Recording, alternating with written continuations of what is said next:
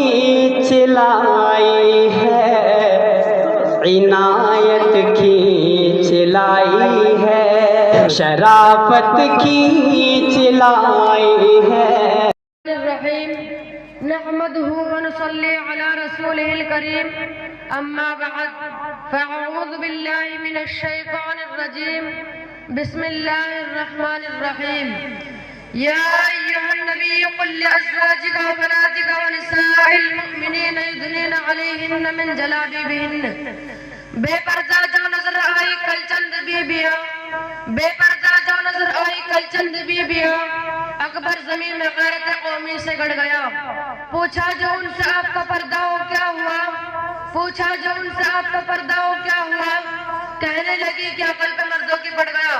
محترم دوستو، میں نے قرآن کریم کی آیت کا ایک ٹکڑا کل رات کے سامنے پڑھا جس کے اندر نبی اکرم صلی اللہ علیہ وسلم کو اس بات کی ہدایت کی گئی ہے کہ اے نبی اپنی بیویوں اور اپنے بیٹیوں اور تمام مسلمانوں کی عورتوں کو اس بات کا حکم دیجئے کہ اپنا اوپر تھوڑی سی چادر لٹکا لے، یعنی کلام اللہ شریف کی اس آیت میں پردے کا حکم نازل ہوا ہے۔ اور قرآن پاک کی ایک دوسری آیت کا ٹکڑا ہے وَلْيَضْرِبْنَ بِخُمُرِهِنَّ عَلَىٰ جُوبِهِنَّ کہ عورتیں اپنی اوڑھنے کو سینوں پر ڈال لیا کرے۔ اس آیت سے بھی پردے کی جانب اشارہ ہے۔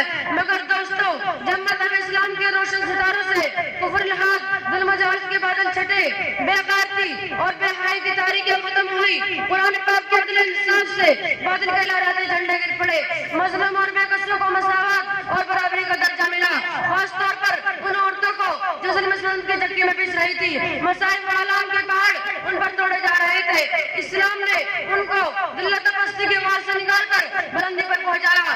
ظہور اسلام سے لے کر صدیوں تک مسلمان عورتوں کی بڑائی کی دیدگاہ دیتے رہے۔ اگر تاریخ کی اوراق کھول جائے تو غیر مسلم عورتوں پر مسلمان عورتوں کی فضیلت اور برتری دکھائی جائے گی، لیکن دیکھتے ہی دیکھتے پوری دنیا میں شیطانی ڈنکے بجنے لگے۔ مسلمان عورت کو مکاری و عیاری کے بندے پھنسانے کے راستے ہونے لگے۔ مسلمان عورت کو اس کے گھر کی چار دیوار سے نکال کر شارع عام پر بدنام رسوا کرنے کی ان تک کوشش کی گئی۔ اسے شمع محفل بنا کر درندہ صفت انسان کے حوالے کیا گیا۔ پردے کی مخالفت میں لاکھوں صفحات سیاہ کر دیے گئے۔ ان کی صرف ایک صدا تھی کہ پردے کے گریبانوں کو چاک اور ریزے ریزے کر دیا جائے اور عورت کو بے لگام اور بے حیا چھوڑ دیا جائے، وہ جو چاہے انہیں کھلائے۔ چنانچہ خواہشات کی ان پٹھوئی کی عرضی پوری ہوئی اور انہوں نے آہستہ آہستہ مسلم خواتین کو بہکا لیا، اور مسلم عورتوں نے بھی پردے جیسی عظیم نعمت کو پیٹ پیچھے ڈال کر مردوں کے ساتھ کاندھے سے کاندھا ملا کر چلنا شروع کر دیا۔ پھر نہ پوچھیے کہ اسلامی معاشرہ کن کن خرابی سے دوچار ہوا، کتنی مصیبتوں اور آفتوں کا سامنا ہوا۔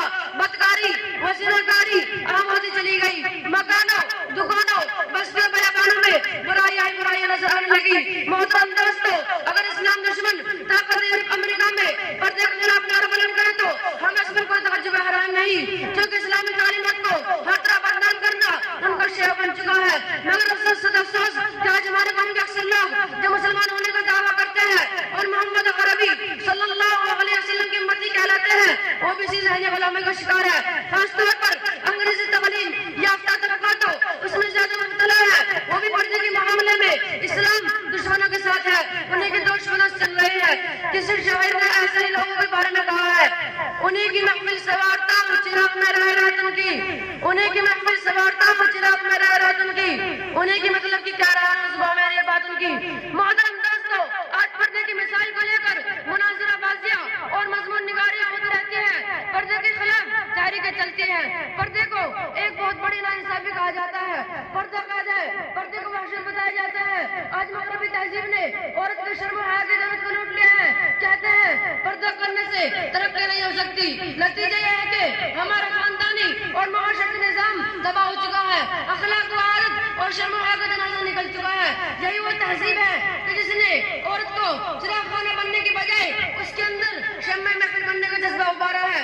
رواج بے حجاب خوشنما کانٹوں کی مالا ہے، رواج بے حجاب خوشنما کانٹوں کی مالا ہے، نئی تہذیب سے ہوشیاری تاریخ اجالا ہے۔ یہ شعور پارم نگاہ کی دین ہے کہ نوجوان لڑکیاں باریک سے دوپٹہ گلے میں ڈال کر سست اور باریک لباس پہن کر غلام گھوم رہی ہے۔ میں اپنے ماں باپ سے کہنا چاہتا ہوں کہ ہماری کامیابی کفار مشرکین اور عیسائیوں کی باتوں میں نہیں، بلکہ ہماری کامیابی کامرانی خدا کے اندر ہے. ہمیں عقل کا چراغ گل کر کے نفس کے پیچھے بھاگنے اور مغرب کی بدتہذیب عورتوں کی نقل کرنے کی ضرورت نہیں ہے. دعا کیجیے کہ خدا وحدہ لا شریک سے کہ ہم سب کو اسلام معاشرے پر چلنے کی توفیق عطا فرمائے. آمین. وآخر دعوانا الحمدللہ رب العالمین.